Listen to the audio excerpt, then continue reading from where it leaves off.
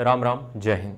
हम लोग बहुत बात करते हैं जनरल नॉलेज के बारे में, जनरल नॉलेज के बारे में बहुत बात क्या करते हैं हम, ये बात करते हैं कि ये कैसे कवर होगा, ये जो सामान्य ज्ञान का पोर्शन है ये हमारा कैसे कवर होगा। क्योंकि वाकई में बात तो सच है यार कि इसने तो सबको घुमा के रखा है।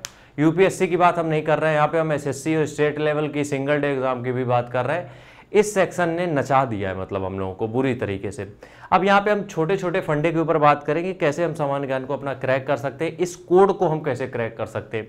देखो सामान्य ज्ञान की जब यहाँ पे बात आती है, जब हम यहाँ पे बात सामान्य ज्ञान की करते हैं तो कुछ चीज़ें इसमें वो हमें समझनी पड़ेंगी।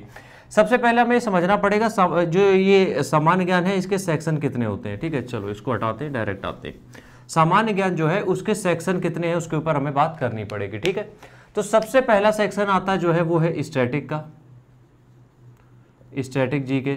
अब देखो मेरी नज़र में स्टैटिक के मायने कुछ अलग होंगे, तुम्हारे में अलग, अभी हम बताते हैं।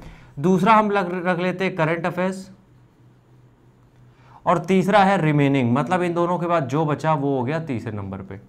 ठीक है, पहला क्या है स्टैटिक है, दूसरा अपने पास करंट अफेयर्स है, और तीसरा अपने पास है रिमेनिंग, जो भी बचता है वो। चलो अब यहाँ पे हम बात करें अगर स्टैटिक जीके की, तो देखो स्टैटिक जीके और करंट अफेयर्स ये दो जो पोर्शन है इनमें कम से कम 70 से 75% चीज़ें कवर हो जाती हैं, 70 से 75% चीज़ें कवर हो जाती हैं। अब प्रॉब्लम क्या होती है, ये जो स्टैटिक का पोर्शन है ये पोर्शन अपने आप में ही एक अलग सिलेबस है, क्योंकि इसमें कम से कम 30 टॉपिक हो सकते हैं। मैक्सिमम कितने टॉपिक हो सकते हैं, 30 टॉपिक, 30 टॉपिक हो सकते हैं। तो इसके लिए हम क्या करते हैं, ये जो जनरल स्टडीज़ की बुक आती है जैसे कि लूसेंट हो गई या कोई भी बुक हो गई, उसी से हम सोचते हैं किसी से हम कवर कर लेंगे, जबकि ऐसा होता नहीं है।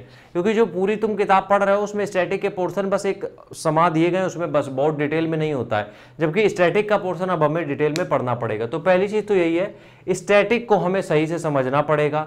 स्टैटिक के पोर्शन क्या क्या आते हैं एग्जाम पे ये हमें देखने पड़ेंगे, और उसकी हमारी अलग अलग अप्रोच होनी पड़ेगी। तो सबसे पहला काम क्या करना है, स्टैटिक के लिए अपने पॉइंट्स पहले लिखो, कौन कौन से टॉपिक पूछे जाते हैं। 30 टॉपिक हैं, 32 हैं, 35 हैं, जितने भी टॉपिक हैं उन टॉपिक्स को लिखो कि इतने टॉपिक आते हैं पेपर में। पहली चीज ये क्लियर करनी है। तो ये हो गया स्टैटिक का। अब इसको तुम चाहे पीडीएफ देख लो, किसी के वीडियोस देख लो, या फिर कोई किताब खरीद लो। दूसरा आता है करंट अफेयर्स। देखो करंट अफेयर्स स्टैटिक दोनों अलग अलग है। ठीक है, करंट अफेयर स्टैटिक दोनों अलग अलग हैं, लेकिन कई बार करंट अफेयर्स और रिमेनिंग एक हो जाता है। मतलब कि हो सकता है कि ज्योग्राफी के कुछ ऐसे चीजें हो जो कि करंट अफेयर से रिलेटेड हो तो तुमसे पूछ दी जाए। तो रिमेनिंग की अगर हम बात करें तो अगर तुम कोई बड़ा एग्जाम नहीं दे रहे हो, तो तुम्हारा लूसेंट से काम चल जाएगा।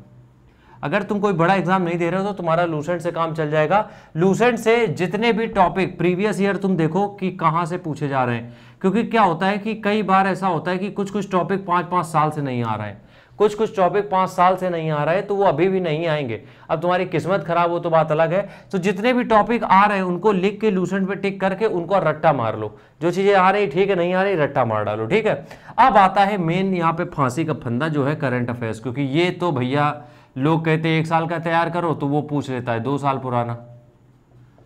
लेकिन एक चीज ये समझनी पड़ेगी, 2 साल पुराना भी वही पूछता है जो 1 साल से रिलेटेड हो।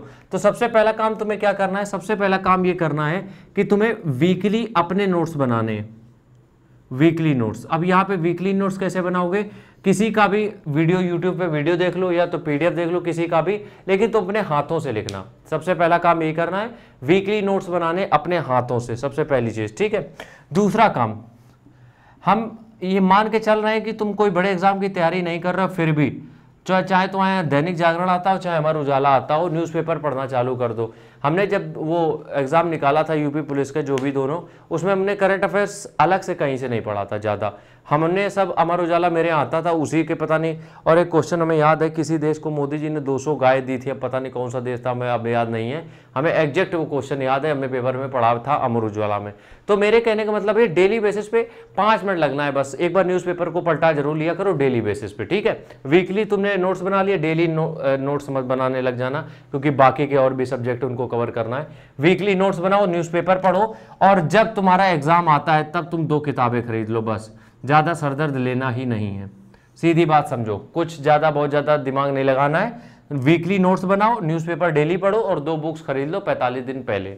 बस इतना करना है, बाकी ज़्यादा झंझट में मत पड़ना कि ज्योग्राफी के लिए हम अलग से ये टॉपिक आते यहाँ से ये कर ले, नहीं, इतना फालतू दिमाग खर्चा ना करो, इतने में से ही हो जाएगा आराम से, क्योंकि जितने नंबर आने होंगे उतने इतने में से आ जाएंगे, पूरे में पूरे तो तुम कभी ना ला पाओगे।